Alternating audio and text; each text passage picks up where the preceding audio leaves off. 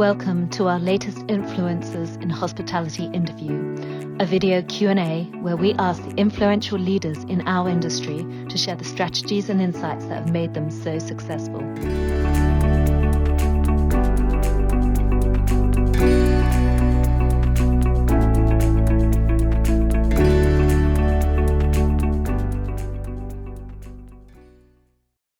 Welcome to the latest Influencers in Hospitality interview. I am Roger Allen, and this is a video Q&A where I ask the influential leaders in our industry to share the insights and reflective wisdom that is part of their success traits. I have the great pleasure of welcoming Andrea Belfanti, the Chief Executive Officer of the International Society of Hospitality Consultants. Andrea, welcome to Influencers in Hospitality. How are you? I'm great. Yeah, I'm good. I'm doing well. I'm busy. I'm a little tired, but doing well. And I'm really happy to be here. Thank you. Super, super. Now, you were named as one of the most influential women in hospitality by Questex's Hotel Management. And so, as an industry influencer, what do you think we should stop or start doing? Mm-hmm. First of all, I think I feel like influencer is a little generous. That makes me think of like a Kardashian, and I'm barely on social media. And I'm pretty sure I still couldn't get an early check-in or a late checkout if I wanted to. So I'm not really sure what that means, but I appreciate that. It's funny. I think what we just did, you said, Andrea, how are you? And my instinct was immediately to say, I'm great. Thank you. How are you? I think it would be great if we start having more human conversations and more real conversations and interactions. So instead of that, I'm great, or I'm busy, but better than the alternative, what if we actually said, I'm doing pretty good, but honestly, I'm really struggling with this right now. I'm struggling with how to prioritize this, or I'm struggling with whatever in my life, and actually showed some vulnerability. And I think then you can say, gosh, Andrea, I hear you. Let me tell you, I dealt with that last year. I really struggled with it, but this is what I found helped me. And then wouldn't that be great if we actually shared stories and shared advice? And then also I could say, gosh, so I'm not the only one. If the Roger Allen has struggled with this, then it's okay that I'm struggling with it. And I think, what if we did that at conferences too? We go to so many conferences. What if like a leaders panel actually shared real things that they were dealing with instead of the PR talking points and the sales pitch? What if they actually talked about solutions and problems and struggles? And maybe I'd actually go to some sessions more often. Like maybe we'd all actually make some time to go to those conversations. So I think, there was a glimpse of that during the pandemic. I know you and I had some conversations at the height of it, and everybody felt like they could share, like, holy, I'm really struggling, or I'm dealing with this. How are you cooking all these meals? Whatever it was, we talked about it. And now that's gone, right? We're back to, I'm great, busy. How are you? So I like the idea of us being human with each other more. It's interesting. I relate dearly to what you've just shared. And I wrote down two words, and I get your thoughts on this. Because one side, you're asking for more honesty. Mm-hmm. But then on the other side, is there a sense of expectation that prevents us from being honest? Absolutely. I think that when you say things like, I'm tired, I'm stressed out, I'm not sure how to handle this issue, we've been taught that that's weakness, right? We've been taught that if you're a good leader, if you know what you're doing, you are strong. Those are honestly very masculine traits, right? That we have been told for generations that that's what a real strong person does. It shows a little weakness, but I think there's real value in it. I think that, at least for me, I feel like the pandemic, and I think I've heard you say, Roger, crisis upon crisis, it's depleted us, right? So I think there's value in saying, this is a hard time to be in the world. How are you handling this? Have you read any good books lately? I think when we say the word burnout, it's like, oh, take a weekend off and go to the spa and you'll be fine. That's not what this This is like deep down, there's a lot going on. And in our roles, we're there for other people. We want to help other people kind of step away from that. So kind of where do we go? Where's the hospitality for the hospitality people? Sure. You've stated that you've been very fortunate to work alongside the very best and brightest in the hospitality world. Therefore, what is it you think the industry can find? Where can it find additional or even hidden value? Yeah, I think it's all about people, right? It's people. I think I've been lucky recently to work with some students, and man, first of all, it gives me hope for the future, not just of our industry, but in the world. I think the students I'm meeting are smart. They're so excited. They're so passionate. They're talented young people. And I think that kind of hidden, what if we figured out how to keep them in the industry, how to keep their passion, how to keep their energy, right? And not just get them in and be like, all right, get to work, get to work. What if we could keep some of that excitement and passion throughout their careers? One, so that they stayed in hospitality and didn't go somewhere else. Wouldn't that be nice? And then we'd have these amazing, talented young people growing into executives. And actually, that's not just students, right? What if we could really figure out how to tap into our employees and their passions and their excitement? I think that could be really industry changing. And I think not just the industry, right? So if you think about what we do, right? We've got employees all over the world in all different types of communities. And if we could figure out how to really care for, how to really pay them well, the ripple effect of that. So not just would our guests be better treated, but think about their communities that they're in. I think it's a little Pollyanna, right? It's a little overly optimistic. It's like, I want world peace and save the children. But I think our industry has so much power when you think about our workforce. And what could we do if we really figured out how to take care of all those people and then sent them back to their communities and their towns? That would be pretty amazing. Yeah, I would go as far to say I don't think that's additional or even hidden value. I think it's essential value because we're dependent upon the workforce moving forward. And without the students, coming into and being excited to work in hospitality, the industry, who are we dependent upon? What is it built upon? We literally are just selling, beds.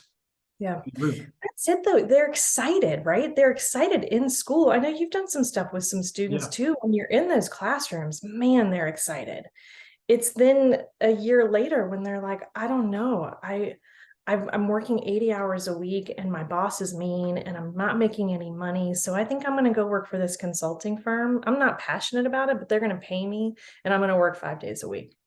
So how do we keep this great talent and treat them well? Yeah, I had the fortunate experience of chatting with Professor Achim Schmidt from EHL, and we had a long discussion on this very topic. And so I think it's, probably the number one topic that's being addressed throughout events of hospitality, challenges throughout the world is recruiting, training, retaining. It's number one. So yeah, I think I would definitely agree with you. Now, coming on to another interesting, sensitive topic, we have a shortage of females occupying top executive positions specifically within hospitality. Why is still that the case? And what needs to change? Yeah, well, good news, bad news, Roger. It's not just women that are underrepresented. If you think about it, when you look at underrepresented and marginalized groups all over the world, you've got race, gender identity, sexual orientation, religion, depending on where you are in the world, there's different underrepresented and marginalized groups. I think it's still the case because there's been generations and generations of patterns that need to be broken, and that's hard work. So we have to change how we hire, how we train, how we promote, how we pay. It's all got to change. And I think it can be done. We're seeing small progress, right? But I think we need big change. But who's we? Who's we? I think the industry, I think there are a few companies that are doing it well. I unfortunately think with great power comes great responsibility. So I think the big brands have got to start first. The big ownership groups have to start first. And they've got to just shake it up. It can't be a nice post on International Women's Day, which for us was yesterday. It can't be something in the US around Black History Month. You've got to change the way executives are hired. You've got to change the way they're compensated. If your goals and your KPIs and what you're measuring success by is only profit and loss, you will not have this change. There has to be real change and just a complete shift in how people think and do things. And honestly, it's hard. It's uncomfortable. Like I get red and sweaty just talking about it. Like you're going to see if somebody were to fast forward through this recording, they're going to see why is she blushing now? Because it's hard. It's uncomfortable, right? We were taught and raised growing up, oh, don't talk about that. That makes people uncomfortable. People are going to have to be uncomfortable, and you're going to have to completely change things, and you're going to have to bring different voices in the room. But it's completely possible. It's just the way it's being done now is slow and steady, which is fine. I don't even know if some people would consider it steady, but it's slow for sure. But I think it's got to be big and bold, and it's got to rock the boat. But I think the benefits could be really wonderful and amazing, not just in how we treat people, which honestly should be enough, right? Treating people well should be enough of a motivation. But I think our guests would be treated better if we had more diverse leadership. There's study after study that shows companies are more profitable. There's all the reasons there. It's just taking the step. It's getting sweaty and uncomfortable. Mm-hmm, mm-hmm, mm-hmm. Now, the past decade has seen probably the most significant changes and evolution in the hospitality industry. And as you kind of look forward, where do you foresee changes happening in the coming years within hospitality? Yeah. I mean, gosh, Roger, you say the past decade, it feels like the past 3 years have been 20 years worth of change, right? It's just things are happening so fast. I'm going to be really hopeful and say that change is going to come in what we were just talking about, that people are really going to start making change in what our executives look like. So there's a woman, I don't know if you know her actually, Ashley Johnson. She's the executive director of the Marriott Sorensen Center for Hospitality Leadership at Howard University. She's really wonderful. And she says, we don't have a diversity problem in hospitality, which is true. If you look at the numbers, we're an extremely diverse industry. What we have is an equity and inclusion problem because that diversity is all at lower levels. So I love the idea of that changing, of us figuring out the secret sauce and of us doing the work, that all of a sudden that diversity wakes its way up. Yeah. And I think the change that would come would be really amazing. We talked earlier about how do we engage and inspire employees? I think step one is them knowing they have an opportunity to move up, right? I mean, we've all sat in the room and seen the CEO on stage, and he said, I started as a bellman, and what other industry in the world can you start as a bellman and end up on stage as a CEO? But they're always white guys that do that. So wouldn't it be amazing if there were, with the exception of maybe David Kong, like, wouldn't it be amazing if those stories started coming with people that looked a lot different? And so that's the change. I think it's coming. I think people are ready. I think it's coming. The only thing I would challenge there, if I may, is I totally agree, and even our chairman, Marco, started, at that concierge level and worked way up to, general manager and CEO of an operating company. But it takes time. And does the youth of today, are they willing to put in that time? Well, yes and no. Okay. So I think it takes time, but I think it takes time to reach the absolute pinnacle. It takes time to reach the top. It doesn't take that much time to be a manager. It doesn't take, if you see like, oh, I just had a great review, my path that my boss has laid out for me is I'm going to be a director in 2 years. There's also a lot of people at those levels already. We have managers and directors and vice presidents that have been working their way up that aren't being promoted, or that have, it's talk about, it takes time, right? It takes 5 times as long. So I think there is something about, seeing things. So if I'm in this role, if I'm starting off as a housekeeper, but I see that there are people who look like me, who have my background in positions higher up, it doesn't need to happen tomorrow for me, but I see that there's potential. So I think some of that is creating opportunity and then sticking with it. I think, people have to work hard and they have to pay the hours, but I shouldn't have to work harder or be 5 times as talented or whatever than the person next to me. It should be equal for us. Talking about potential, realizing potential, because you've obviously reached yours or still working My mom towards that thinks so. pinnacle. Yeah, my mom thinks I'm good. In getting to that pinnacle, what is the best piece of advice that you have ever received? Lots, but gosh, so I'm not answering a lot of your questions the way you want them to be answered. I realize that now. So I think this isn't a piece of advice. I'm going to answer my own question. How about that? I had a boss, my last boss, Lori Raleigh, is just an amazing woman. I don't know if you've met her, but you should if you have not. She's really wonderful. And so it's not a piece of advice from her. It's really an example that she set. She was at the time one of a really well-known woman in the industry, which of course there are more of now, but a few years ago there were not as many. And she did such an amazing job of treating anyone and everyone she dealt with the same level of respect. So whether it's the bellman that we were just talking about, or the CEO of a major brand, which she had the opportunity to interact with, they all were treated equally. And she did a great job of making sure that if she got a seat at the table or if she was in the room, she brought as many women as she could in there. And then what I think was even just as important is she made sure those women felt comfortable. I have seen her, at a cocktail party at IHIF or Alice, say, that young woman's not talking to anyone, let's go talk to her.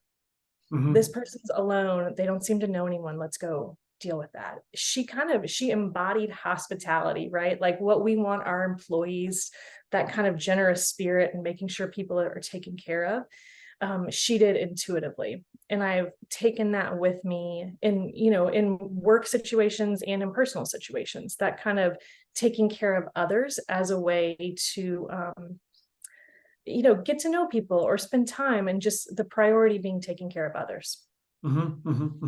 In getting to the pinnacle, as we say, in terms of top job, you can't be a yes person. So what is it you think is true that many people disagree with? I have a couple of these. I'll say a lot of what we've just talked about, right? So I think one is when you say you can't be a yes person and still be a leader, you're absolutely right. But you can be kind and compassionate and hospitable and generous if that is who you are. You can be an authentic leader. Earlier in my career, actually at one of our board meetings, before you were a member, a board member came up to me and said, Andrea, you're in charge now. Don't worry about where people are sitting. You take your seat. And I was like, oh, okay, well, I guess. And the more I've thought about it, and as many years have passed, that's not me, right? My form of leadership is actually taking care of people. That's what I enjoy. So I think you can be have some of those more feminine characteristics. You can take care of people. You have to have your boundaries. You have to stand up to people, but you can do it in a kind and caring way. I also think, good intentions, as much as I'm very much an optimist, good intentions don't really matter. I am an optimist in that I think most people have good intentions. I'm a little more realistic in that that's not actually what makes a difference. So I think, we were talking about how are things going to change, and it's not good intentions. It's hard work. And so I think it's an interesting, it's an interesting mix there. I think that we have to be true to ourselves, and we can be kind, and then you have to roll up your sleeves and get to freaking work. You've got to do the hard things, which isn't fun all the time. So that's two different answers, but they actually kind of are related in some ways. So in amongst that kindness and good nature, what is the most unusual thing you've had to do to make it work? If you for in our industry, I don't even know that I've done anything that unusual. If an accountant asked me, it's probably all very unusual. But my early days right out of university, I did a lot of events, and I worked in private clubs, and I worked at private clubs in Florida. So you can imagine, and I did a lot of weddings. So imagine a wedding for people with a lot of money in Florida. And I was born in Florida, so there's no disrespect to Florida, but I saw a lot of things, Roger. I saw things people shouldn't see. I did things people shouldn't have to do. But that's a Saturday in our industry, right? That's just is that another episode, just X-rated? That's a whole other episode. Yeah. The stories. I think that's another episode. And I have to, right now I'm drinking water. I think we'd need a cocktail for that. I think that's but yeah, other than that, but some of that hasn't changed. Luckily, I don't have to do the things that I did back then, but you still do what it takes to get things done, right? I mean, okay, I think you've just, left such a huge question mark now. I think viewers are going to really be debating what possibly had to be done in Florida. I mean, you know what? I'll say this. I'll keep it generic. I have mediated some family conflicts of families that could be have whole mini series like on the Lifetime channel about them, kind of thing. There's a lot of crazy things that happen when you bring families together in Florida. It's really not fit for PG podcasts, but there's lots of crazy things. Or even on the PG side, middle of the summer, June in Florida, hot, about 20 minutes before the bride and groom arrived, the air conditioning went out. Just no air conditioning. The things that we did. I mean, we all have these great stories. I did an event in LA one time, and we had a custom built clear tent over a pool. We had trucked in a new sign a brand was launching, and the tent collapsed, broken down, because LA isn't used to high rain and winds, and the whole thing collapsed. So we redid, what we'd spent a year planning to launch this brand, we redid in 10 hours. Lots of crazy stories. Wow. We have to do a part 2 because we need to get into those Here details. We go. Let's do it. But you know what? Isn't it? It's those experiences that actually become the making of you. Yeah, that's right. Well, and then what a nice thing to have some perspective, right? So when we're at an ISHC conference and the food is late or the whatever happens, I'm like, yeah, but the building's still standing. We'll figure this out. We can. It's a nice to have. It is character building. It's perspective building. And then they're fun stories now, right?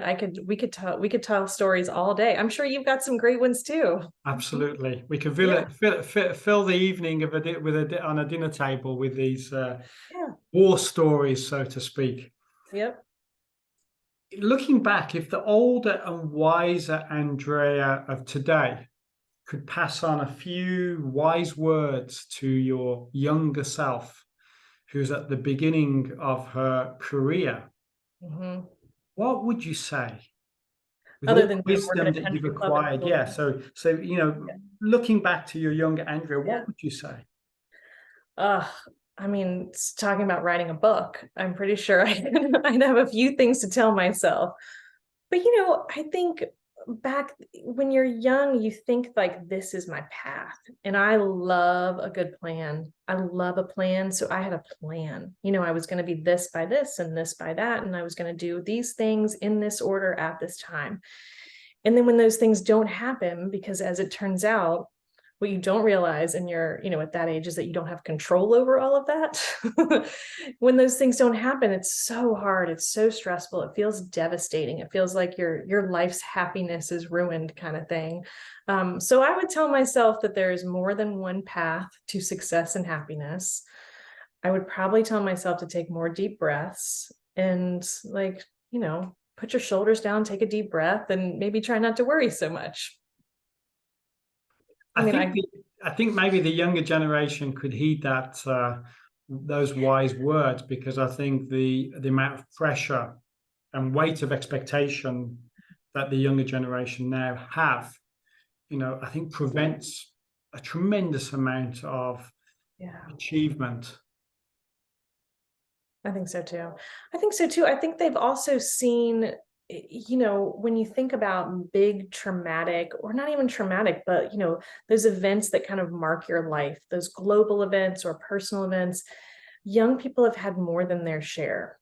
And I think that can kind of put your priorities off kilter a little, or put your perspective off kilter, or maybe you don't handle stress as well. I think our bodies hold on to all that stress, and so all of a sudden this test that's just a test, or this job that's just one of many potential jobs, feels huge and weighty, and perspective is just all off.